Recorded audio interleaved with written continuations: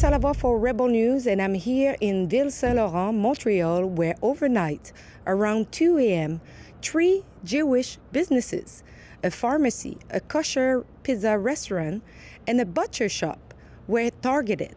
Swastikas were painted on their windows. This comes after a series of attacks targeting Jewish institutions and businesses following U.S. and Israeli strikes against Iran. Pro-Iranians freedom business are also facing threats. In Toronto, the gym of an Iranian protest organizer was shot 17 times. In Montreal, since the Hamas attack against Israel on October 7, 2023, there has been a significant rise in anti-Semitic incidents. Jewish schools have been shot at, Molotov cocktails have been thrown at synagogues and community centers, and multiple death threats have been reported. I was able to obtain the pharmacy surveillance footage, which shows the suspect caught in the act. I also spoke with the pharmacist, who is also the owner of the business. On s'est réveillé ce matin et puis on a reçu ce vidéo qui filmait l'avant de la pharmacie avec des croix gammées sur chacune des vitrines. Donc c'est un crime haineux et on est en train de faire tout ce qu'il faut pour trouver le responsable et puis l'amener devant la justice. Je pense que les caméras sont assez nettes. C'est possible qu'on ait la chance de pouvoir identifier cet individu et j'espère que ce sera fait d'ailleurs. Nous avons déjà appelé la police, nous ont donné un numéro d'événement. Et puis, ils vont poursuivre une enquête. Ça fait 40 ans qu'on est dans ce traitement. Et puis, c'est la première fois qu'on a un crime haineux comme ça contre notre foi, quoi. Pourquoi pensez-vous qu'on vous a visé, vous, les 3 business? C'est simple, parce qu'à l'entrée de notre pharmacie, il y a ce qu'on appelle une mezouza, qui nous identifie comme personne de confession juive. Et puis, donc, c'est très facile à identifier, quoi. Vous avez des préoccupations, surtout avec la dernière frappe en Iran. Est-ce que vous avez des préoccupations que ça pourrait escalader et avoir d'autres crimes comme ça? Oui, je pense que ça pourrait escalader, ça pourrait devenir plus grave et malheureusement... des choses qu'on n'aurait jamais pensé seraient arrivées au Québec, elles arrivent. Parce que des fois, les gouvernements sont un peu trop doux concernant ce genre de crimes ou concernant certaines politiques. Et puis voilà, on en paie le prix, quoi. La Deuxième Guerre mondiale, le monde a tourné la tête. Ils sont restés silencieux et il est arrivé ce qu'il est arrivé. Alors aujourd'hui, il faut dénoncer, il faut poursuivre, il faut éradiquer ce genre d'événements. On est au Québec. Pourquoi est-ce que le conflit est transporté ici? Il est transporté ici parce qu'il y a des radicaux ici aussi au Québec, c'est tout. Sinon, ça n'arriverait pas. La situation s'empire et puis les actes deviennent plus violents et plus graves. Éventuellement, il y aura une exode. One of the business owners agreed to speak with me on the condition of anonymity. Moi, j'arrivais de chez moi et puis, comme d'habitude, j'ouvre la porte et ça pouvait pas passer inaperçu. Donc, ça se voyait, c'était bien flagrant, c'était de la peinture, c'était des gros signes. Donc, je les ai nettoyés, that's it. C'est pas la première fois que ça arrive déjà, donc c'est la 3e ou 4e fois. Donc on a un peu l'habitude, non? C'est pour ça que quand je suis arrivé et j'ai vu ça m'a rien fait, quoi, parce que on a l'habitude, quoi. Donc j'ai juste commencé à nettoyer et je me suis dit de toute façon ça va toujours durer, ça. On nous a cassé le bit la dernière fois. Moi je pense que c'est juste de l'intimidation. Je pense que c'est juste pour nous embêter. mais ça nous fait rien du tout. Donc voilà, je sais que ça va encore se répéter, ça va jamais s'arrêter. Je pense pas que c'est des gens intelligents. Et voilà, ça va toujours être comme ça, je pense. Ben, je pense, d'après ce que j'ai entendu tout à l'heure, que la police a arrêté ce matin 1 ou 2 personnes. C'est vrai que n'importe quoi peut arriver. Mais voilà, on verra bien. On espère que non. And a woman who was visiting her uncle, who works at the pizza restaurant, also agreed to speak with me on camera. Well, I just find it very disturbing that, you're going into work, everything's fine, and for some unknown reason, somebody decides to put a swastika on your window. I mean, what have you accomplished from that? Is it for what reason? For intimidation? Are you trying to scare? Business goes on. They wiped it, they took it off, and at the end of the day, it just leaves like a lingering bad taste knowing that anybody could do that in the middle of the night. It's just a sense of intimidation.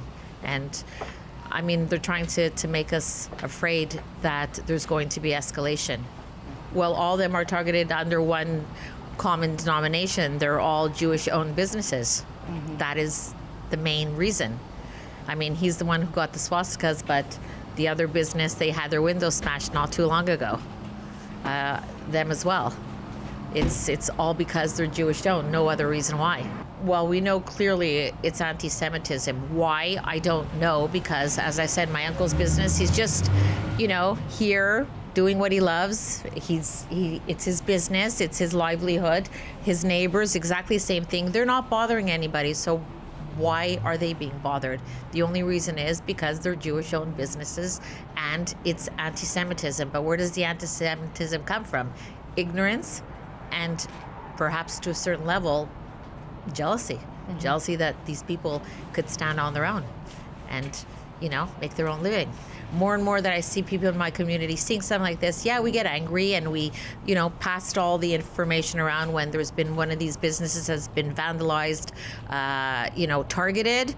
There's going to be a statement obviously made by the organizations such as B'nai B'rith, CIJA, but the day-to-day people from our community, we get angry, but we're also very resilient. We just say, this is not going to install fear in us. We're just going to get stronger, and we're just going to get tighter and more united. As a matter of fact, since October 7th, 2023, we haven't been lurking and hiding. We've actually become much more united and stronger as a community, and not just in Montreal. I'm talking about the Jewish diaspora all over the world. With the escalation that we are seeing like now with what happened in Iran, do you feel that Montreal is safe now for the Jewish people?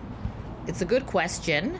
I believe that despite all these threats and vandalism and, anti-Semitic tropes, for example, my niece who's in McGill Medicine, she saw a note on the McGill Med that said, Jews go home, free Palestine. Well, good news is she still applied to McGill in family medicine and she still got in. So again, it's not going to scare us, it's not going to fear us. And coming back to the Iranian community, as a matter of fact, whoever's feeling this type of level of anti-Semitism, they've actually shot themselves in the foot because the Iranian community has gotten a lot stronger with the Jewish community because they are both in favor of the IRGC crumbling, and that's exactly what happened. And if you see the protests that were going on, you would see the Iranian flag, the older Iranian flag with the lion, the Israeli flag, and the Canadian flag. So I strongly believe that the group of people that are anti-Semitic and the pro-Pali crowd, as we call them, are becoming now the minority. Mm-hmm. And we are much more the majority. And, I keep on receiving messages from Iranian friends that keep on saying, thank you so much. Thank you for support of it. Because when this was going on since January and thousands of people being murdered, especially women, the pro-Pali crowd was not saying, oh, this is terrible, women and children are being murdered, babies are being murdered. No, silence, zip. But the Jewish community were reaching out to the Iranian community, and I know because I have friends, and they were saying, thank you for supporting us. And now you could see that they're actually together. And no, I'm not afraid that something's going to happen in Montreal. I think that the tables are turning. Do you have maybe a message for the people in charge at the government, especially regarding reports that reveal that there is some individual linked to Hamas and also member of ERGC who live here in Canada? You know what? I think that's probably kept very under the radar. I don't think it's common knowledge, but definitely organizations such as the Muslim Brotherhood should be determined as a terrorist organization, just like the IRGC is supposed to be determined as a terrorist organization. I think that there's definitely a lot more that needs to be done, and if they're aware of it, the government, there could be a very good reason why they are trying to suppress that information.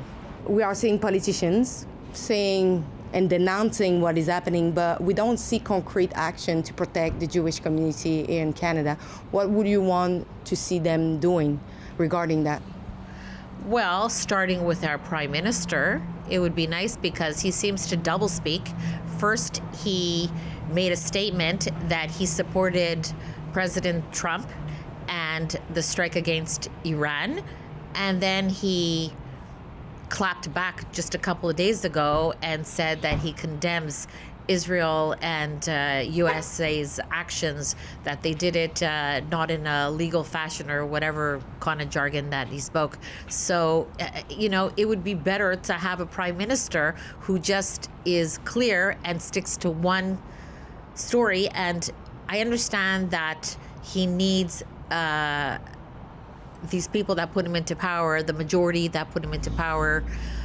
He has to answer them, but he also has to answer to the Jewish community. We happen to be taxpayers and people that were born and were naturalized. We were born here, and we contribute a lot to the society. Apart from being taxpayers, we also do a lot of philanthropic work. We give back. Mm-hmm. So there's, we need a little more support coming from the government, that's for sure, to say that we are going to be protected. At Ruben News, we started a petition at deporthamas.com. If you believe that people who are here in Canada who are not citizens, who are on the street chanting anti-Semitic slogan and committing all kind of vandalism and crimes, they should be deported back. So go and sign our petition at deporthamas.com right now.